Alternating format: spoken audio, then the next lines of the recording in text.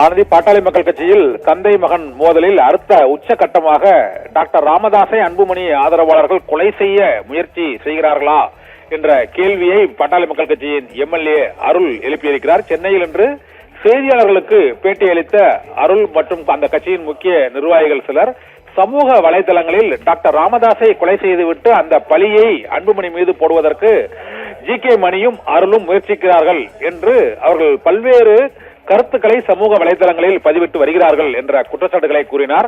இதனால் டாக்டர் ராமதாஸுக்கு உரிய பாதுகாப்பு அளிக்க வேண்டியது அவசியம் என்றும் அன்புமணி ஆதரவாளர்கள் டாக்டர் ராமதாஸை கொலை செய்யும் அளவுக்கு அவர்களுடைய சமூக வலைதள பதிவுகளின் மூலமாக வெறுப்பை உமிழ்ந்து வருகிறார்கள் என்றும் பாட்டாளி மக்கள் கட்சியின் சட்டமன்ற உறுப்பினரும் டாக்டர் ராமதாஸ் ஆதரவாளருமான அருள் தெரிவித்திருக்கிறார்.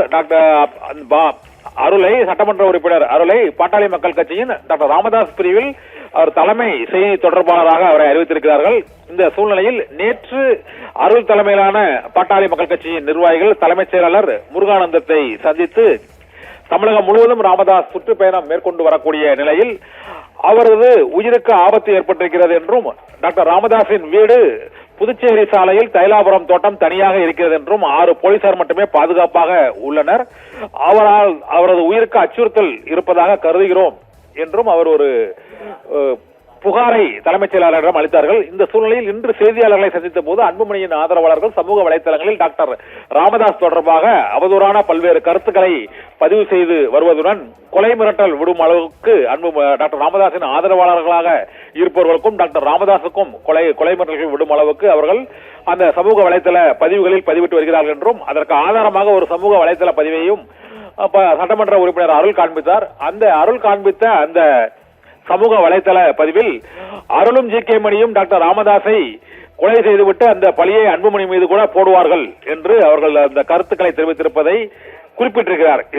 இதனால் தந்தை மகன் மோதலில் அடுத்த கட்ட உச்சகட்டமாக இருவரும் ஒருவர் கொலை செய்வதற்கான முயற்சியில் அந்த ஆதரவாளர்கள் ஈடுபட்டிருப்பதாக அந்த கட்சியின் தலைமை செய்தி தொடர்பாளர் அருளே தெரிவித்திருப்பதன் மூலமாக மீண்டும் பாட்டாளி மக்கள் கட்சியில் புதிய சர்ச்சை உருவாகி இருக்கிறது. தைலாபுரம் தோட்டத்திற்கு நாள்தோறும் 500க்கும் மேற்பட்ட பார்வையாளர்கள் வருவதால் அங்கு மெட்டல் டிடெக்டர் கருவியை அரசு சார்பில் அமைத்து கண்காணிக்க வேண்டும் என்ற வேண்டுகோளும் சட்டமன்ற உறுப்பினர் அருள் தரப்பில் வைக்கப்பட்டிருக்கிறது. இந்த சூழ்நிலையில் இன்று சென்னையில் நடைபெற்ற அந்த செய்தியாளர் சந்திப்பில் அன்புமணியின் ஆதரவாளர்கள் சமூக வலைதளங்களில்